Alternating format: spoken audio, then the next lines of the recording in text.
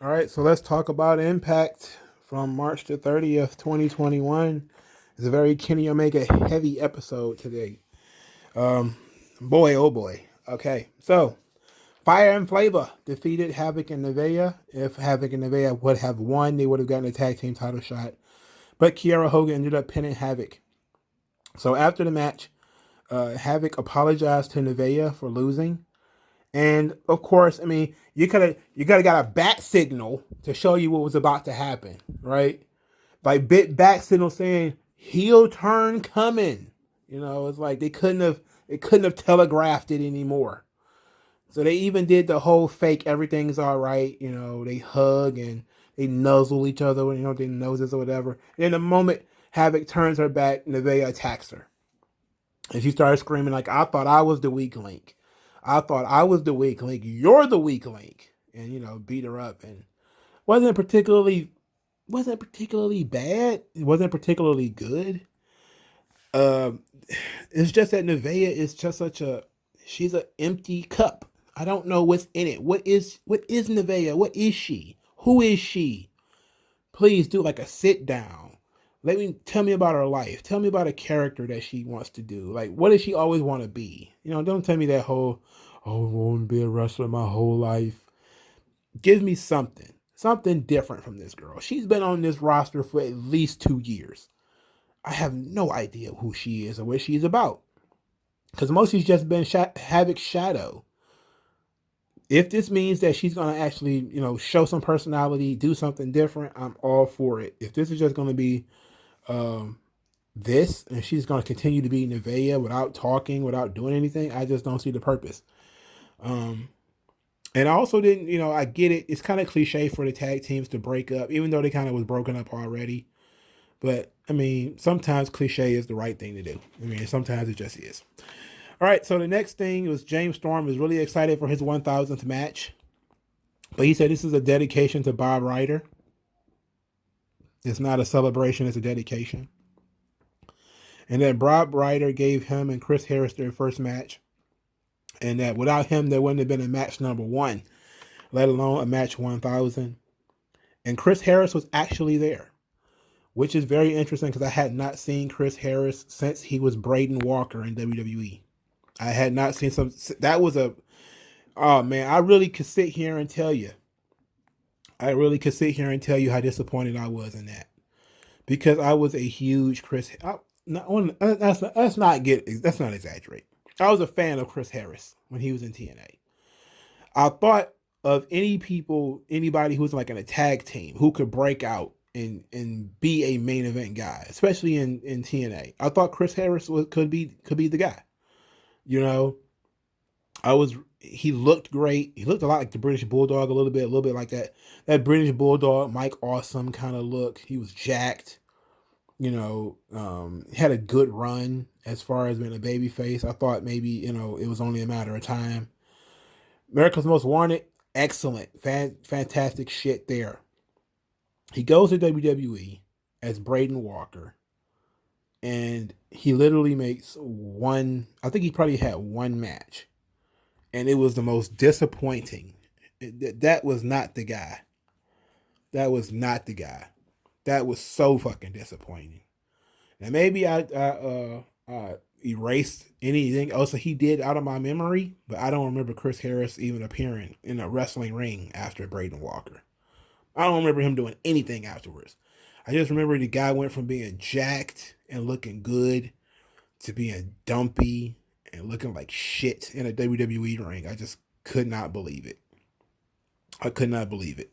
He should have stayed in TNA.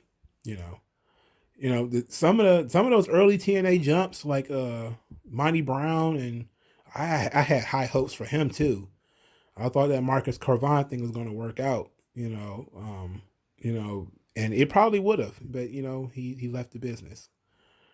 God, what could have happened if Marcus Carvon had stayed? Just think about that for a moment, because he was a guy I think TNA dropped the ball on too. Monty Brown was good. Wasn't the best wrestler. He had a good personality. People were really into the finish. People were really into him as a character. he was a victim of Jarrett never getting the fuck out of the way. You know, it would have been nice to see him do something, but I think he's done with the business. So, it would have been great. Has he? Maybe I should look and see if he's ever done any like shoot interviews or anything. Maybe I'll look that up. Okay. So anyway, Chris Harris is going to be at ringside with him for his 1000th match.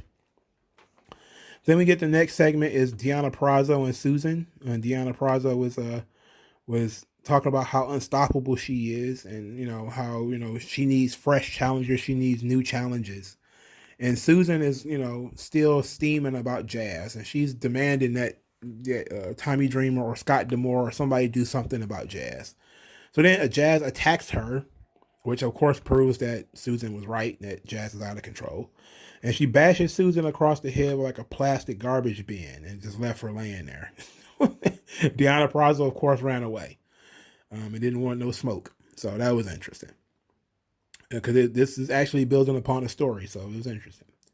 The second match was Sami Callihan versus Larry D. I can't imagine a match I wanted to watch less than this. The Warthog versus Fat Fuck Larry D.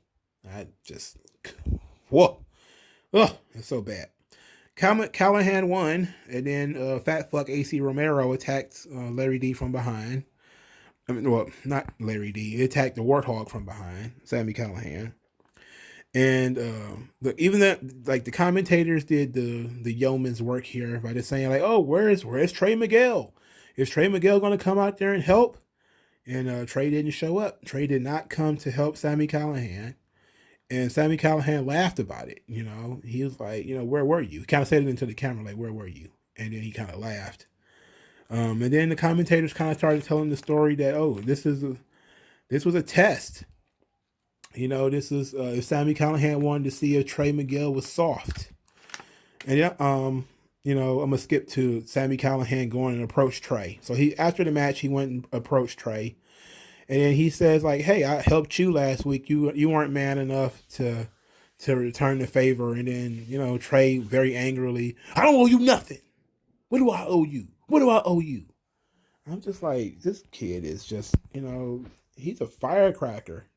They're showing me that this guy he is chemically unbalanced. Like, all he's done since he's came back is yell. That's all he's done is yell at Sami Callihan. He has not had a single well thought out promo yet. He's just been seething and barking like a chihuahua the whole fucking time. It's just like Sami Callihan. Like, I feel bad for the Warthog here. Anyway, so Sami says that, that Trey Miguel lacked passion. He saw it in his ass when he wrestled him, but he wants to teach him how to harness his anger. And then he says, like, I don't need you to validate my career. You aren't my Twitter check mark. I was like, Twitter check mark. I was trying to figure out what that means. I guess validate his account. Anyway, so then Sami Callihan offered Trey a mentorship. He's like, do I look like a young boy to you? And he was like, that's the way you want to take it. That's not what I mean. I'm saying, like, you and me, us together, taking Impact to the next level. I've been holding Impact down for the last 4 years, and then Trey starts barking and yelling at him about some other shit. And I guess it makes sense to have to do dueling promos where one guy shuts the fuck up and lets the other guy talk. Because, like, I can't understand the whole promo if this guy's going to be talking during the whole thing. But it had a very real feel to it. I'm not going to say that it didn't feel realistic, like they were really having a conversation, but at the same time, if he's telling me something I need to hear, I need to hear it. Okay? In any event, Sami Callihan says he's going to go to Scott D'Amore, and he wants a tag team match with Triple XL next week. And he wants Trey Miguel to be his partner. And Trey says, hell no. He was like, don't give me an answer now. Give it a week. Give it a week. Give it some time. And if you still feel that way, let me know. And so then he kind of left him sitting there to think about it. I was like, okay, look, I like the Callihan Trey Miguel stuff, but Trey Miguel needs to turn it down just a little bit. Just a little bit. Just a couple of notches. Let the guy at least get his thought out. Let him at least get his thought out of his head. Okay, excuse me. So Kenny Omega is, he was watching a video of FinJuice because they played a vignette of FinJuice showing off, how they're doing in Japan. And Kenny Omega's like, these guys have gotten so much better. Don't you guys agree? They've gotten so much better. And then Good Brothers was like, yeah, they ain't much. He's like, I'm not saying they're the best. I'm saying they got better. And then he starts saying, well, if you guys don't want to see that, let's go watch the One Winged Angel video. And then Carl Anderson was like, we've seen that thing 8 times already. And they were kind of getting, kind of unhappy here. And then Callis said, like, look, we love you guys, but, you guys aren't the tag team champions anymore. And we're kind of reaching the whole what have you done for me lately camp. And then the Good Brothers start whispering to each other and like, oh, yeah, don't worry about it. We'll take care of this. We'll go handle this. So, so they left the room. So then we get Brian Myers versus Suicide. I don't know who Suicide is. I think it's some kid named Connolly. Anyway, Brian Myers beat him on a running clothesline. And then Myers gets on the microphone and says Cardona challenged him to a match. He laughed at it and said that, I see what you're doing. You're just trying to get the rub, but I'm not giving you the rub. I'm the franchise player of Impact, and that doesn't include you. This would have been nice months ago before you put a hit on him and had Hernandez damn near kill him and then paid Hernandez to do it. It's almost like they decided to abort this feud and then just start it back up. That's how it feels. It's dumb. So then Jazz goes to Tommy Dreamer, and Jazz wants to have a match with Deonna Purrazzo. And then Tommy Dreamer, remembering that Jazz was in ECW, with Tommy Dreamer. He said, do you remember the Ultimate Jeopardy or the Double Jeopardy or whatever? And Jazz was like, yeah, I remember. And he says, what if we do that? What if, I can get you a match with Deonna Purrazzo, but you have to put something up. What are you willing to put up? And Jazz said, my career. And then Tommy Dreamer was like, are you sure about that? She's like, yep, I'm sure. And I'm guessing this is how we retire Jazz from Impact. Is she's going to wrestle at Hardcore Justice against Deonna Purrazzo and lose. And she's going to have to put her career on the line. Maybe have Susan, cost her the match. And that would make sense. Jazz technically retired before she even joined Impact. She had retired. So maybe she's, is winding down. Or maybe she'll get that lifetime achievement win. And she'll win the title and then be champion for a little bit and drop it back to Deonna Purrazzo.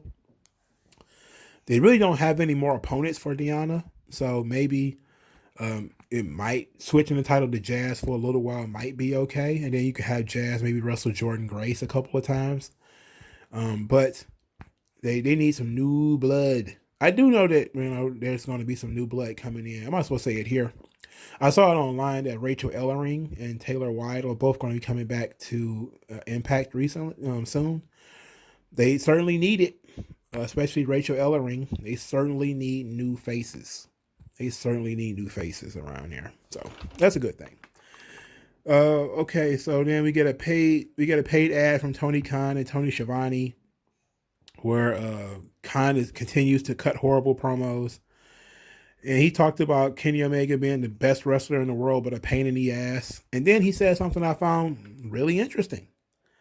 He says that Kenny Omega is the AAA Mega Champion, the AEW World Champion, and soon to be the Impact World Champion. And I control all of his dates. I control, Kenny Omega's bookings. I am the most powerful wrestler and I control the wrestling world or something like that. I'm the most powerful entity in wrestling or something. Basically talking about how since he controls Kenny Omega's bookings, he controls the wrestling business. And that's a very interesting thing to say out loud. And I know he's trying to be a heel, I guess. But you probably shouldn't want to tell people that, oh yeah, I'm booking my guys to go over it everywhere. And then not giving the people who are, who are partners any sort of say in what's going on here. But I don't know if that's literally going that way, but I'm just going to assume it's kayfabe until otherwise, but I thought it was a very interesting thing to say. I thought it was pretty interesting. Okay, so we got Swingers Palace. I love Swingers Palace. Swingman comes in. He's like, "What's the betting odds on Rebellion, Daddy?" And Johnny Bravo was like, we're making so much bank. These Rebellion matches, man. The people are coming in here to give us the cash for them." And he's like, "Hey, yeah, Daddy." So then Bravo needed to piss. He asked Johnny Swinger, can he go to the bathroom? He says, "What if a Mizart comes?" He's like, "It'll only be a moment, I promise."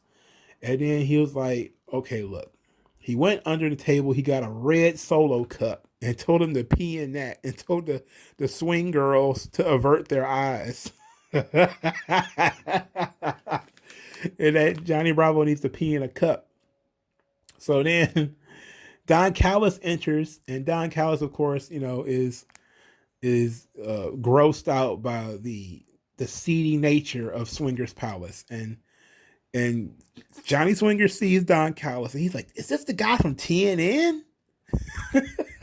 They were in ECW together when Cyrus, or John Callis, was doing the Cyrus character, which is he was supposed to be the voice of the TNN network.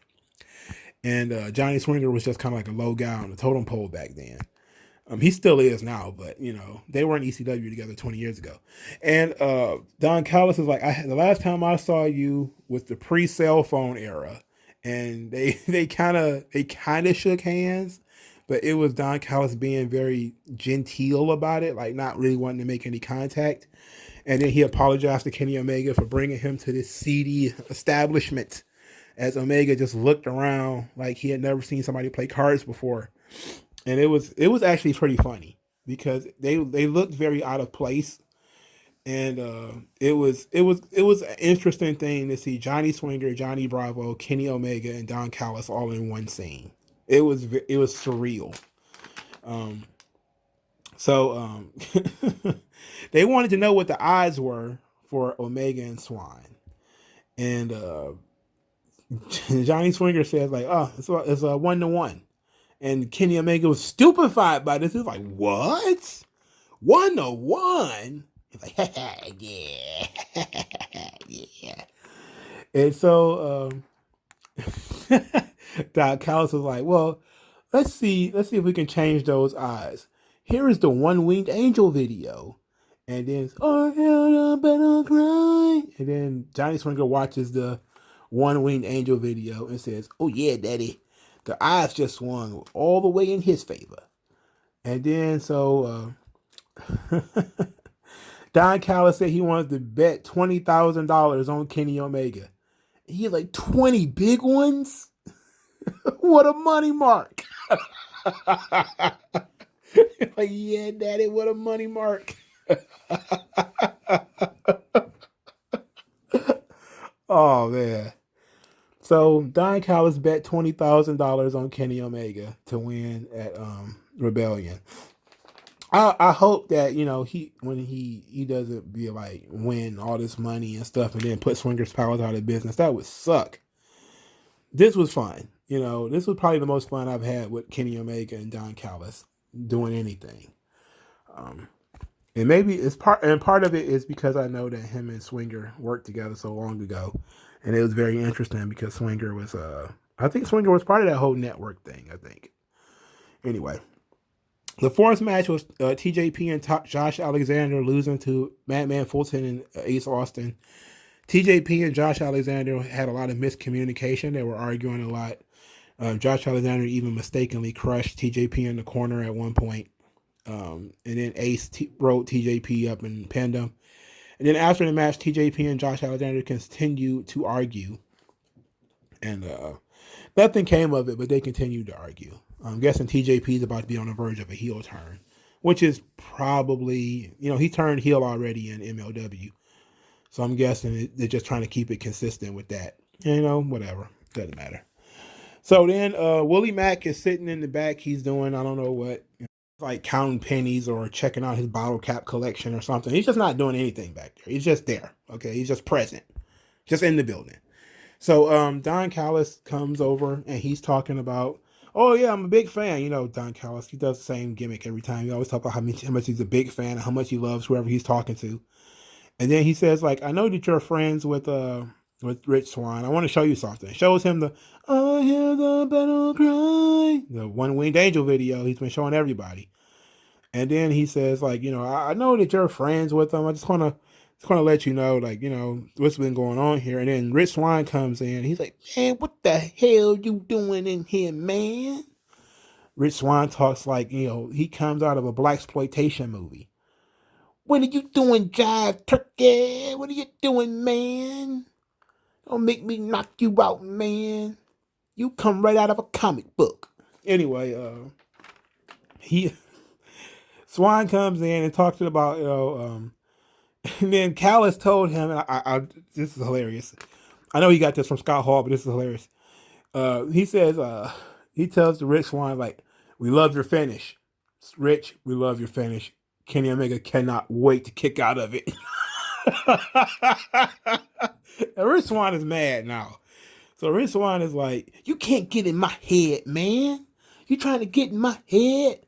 And he's like, I'm already in your head. I'm already in. He's like, man, stand up and talk to me. Stand up like a man and talk to me. So then Don Callis stands up. And of course, as usual, he's towering over Rich Swan. And then Rich Swan starts talking about how if, Don Callis wasn't his boss, he'd slap him in the face. And then Don Callis was like, oh, really? And he was like, yeah, if you wasn't one of my bosses, man, I'd smack you right across your face. I'd knock them aviators right off of your face. So Don Callis was like, okay. So for the next 10 minutes, I'm not Don Callis, whatever position he is at Impact Wrestling. I'm Don Callis, pro wrestler. He takes his shades off. He's like, oh, he's taking the shades off. He's taking the shades off. Willie Mack just knows something bad about to happen. And Rich Swann is preparing to beat the shit out of Don Callis. And then here comes the Good Brothers and Kenny Omega to beat up on Willie Mack and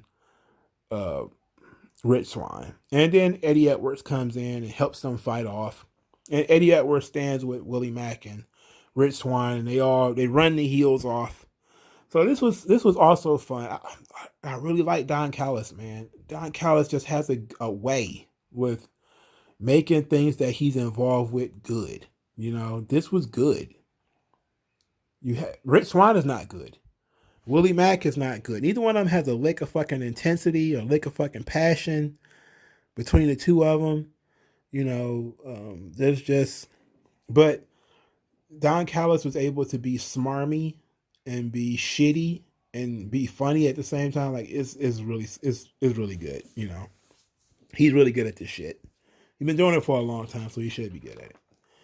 So then we get a vignette for something like an underground rock band. I found this to be very serious. Like I'm kind of decent at things like Wheel of Fortune and Hangman and stuff like that. I used to play that shit a lot as a kid, like tic-tac-toe. I was never really all that good at that.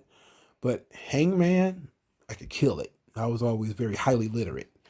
So there was about at the bottom of the screen was like a Hangman game. It was like blank, blank, T apostrophe blank.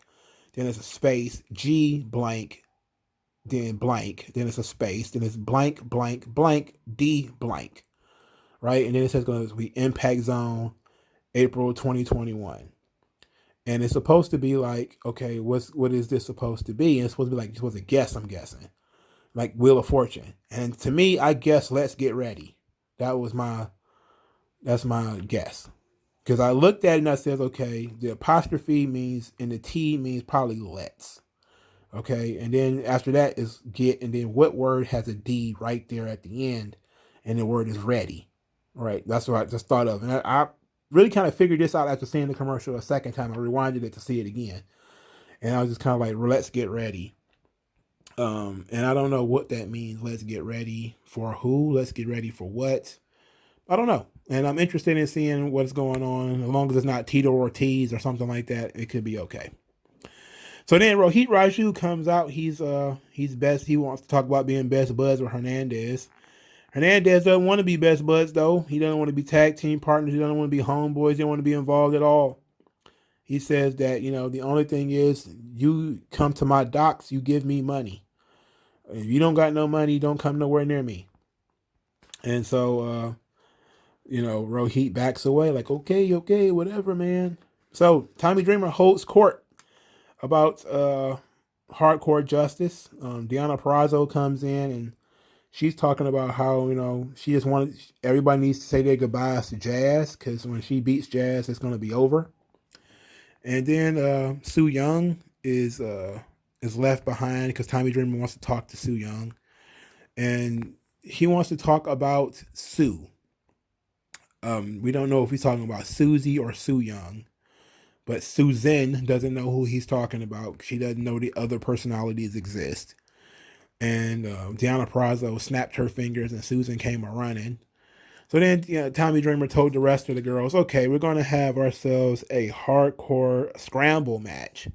All legal weapons. All weapons will be legal. The winner will be the number one contender for the Knockouts title at Rebellion." And everybody was, Rosemary burst into laughter. She like, all the weapons are legal? And, Tommy Dreamer was like, yes, all weapons are legal. And then Rosemary just had a ball with that. And Tennille, on the other hand, was absolutely distraught because she didn't want no part of this. So she went over to Tommy Dreamer and tried to plead her case and said, like, look, we don't like this weapons thing. And, we don't like this. And Tommy Dreamer was basically like, well, you got to deal with it, get over it. And after all the girls left, because everybody got their marching orders to get prepared, to get ready for hardcore justice, Alicia Edwards comes over and says, okay, so what's the rules of this match? And she was kind of like, I don't know, she was just kind of being annoying. And Tommy Dreamer just started calling for her husband or calling for Scott D'Amore. Like, somebody needs to come get her. I don't understand what she's upset about. But I would have liked to know the rules too. Like, what is the rules to this scramble match? I'm pretty sure it's like some kind of gauntlet or something. I'd have had enough of gauntlets. So Eric Young cuts a pretty fucking good promo before his match with James Storm. He starts talking about, how violent by design is a path, and that, James Storm is making a mistake. But that he realized that James Storm has had 1,000 matches. That means James Storm has too far gone for him to save. And that he's just going to have to destroy him and show him that the world does not belong to him. It belongs to us. The Violent by Design. So it's pretty cool. And so Eric Young and James Storm was in the main event. Violent by Design came out with Eric Young. For the people who don't remember, it's Jake Something, Rhino, Diener, and Eric Young. And James Storm came out with Jake Something. Wait a minute, did I say Jake Something with Violent by Design? I meant Rhino. So it's Rhino, Joe Doring, and Diener is Violent by Design. James Storm's team was Chris Sabin, Chris Harris, and Jake Something. The finish came with Chris Harris was about to get hit with Eric Young's mask. He ducked it, threw a punch, then threw Eric Young in the ring. Eric Young then gets pinned by James Storm. And now it's apparently out for 6 to 9 months with like a torn ACL. So Eric Young was finally doing something. So wait, let me stop. I'm getting ahead of myself. James Storm won his 1,000th match. What we don't know if he certainly hasn't won 1,000 matches. He's wrestled 1,000 matches. And he won his 1,000th match that he dedicated to Bob Ryder. And so that was sweet. But Eric Young is injured and will not be out for 6 to 9 months. And Eric Young was finally doing something that I actually enjoy. Something, I enjoy Sanity and I enjoy this. These are the only two things really that Eric Young has been a part of that I really enjoyed. And I gave him shit before. He complained about WWE. I gave him shit because he came in at almost 40 and really didn't have much to add. But I think Impact is just a better place for him. It's just, they don't, he's an original guy. He's an institution there, just like James Storm is. So, this has been better. The Violent by Design thing has been the best thing he's been a part of since the early days of Sanity. And he's been cutting great promos. I'm not sure if they've been having great matches, but they've been having, decent matches. It sucks that, he finally was starting to hit his stride and he ended up getting hurt. So it sucks for Eric Young. Um, Hopefully he gets he can bounce back soon. Um, maybe he'll still be able to work the tapings as a manager of some kind. They're just moving to a manager role. Um, that ought to work out for him at least for the long term. And maybe they have to add another member to the group so they can so that somebody else can go in there and take bumps and stuff. That would be fine. You could build up to his return. So that was Impact Wrestling. Kenny Omega was all through the show again. He didn't wrestle, but he was all through the show. He didn't do anything bad. I enjoyed his contributions to the show. Of course, the Swing Man was great. No matches really made me, pay attention to what they were doing this week. I did enjoy the Trey Miguel and Sammy Callahan stuff. Always enjoyed that. But that was about it. Let me know what you guys think in the comment section below. Like this video, please. Share this video, please. Use the hashtag 3count commentaries to bring attention to the channel. I really appreciate that. Also, hit that link tree that's in the description. The link tree will give you direct access to Subscribe where you could sign up to donate to the channel for $5 a month. You could also give money to Cash App, which is also in the link tree, or you can follow me on Twitter, which is also in the link tree. Thank you guys for your time. Thank you guys for your energy. And I'll talk to you guys later, man. Peace out. Yeah. Yeah.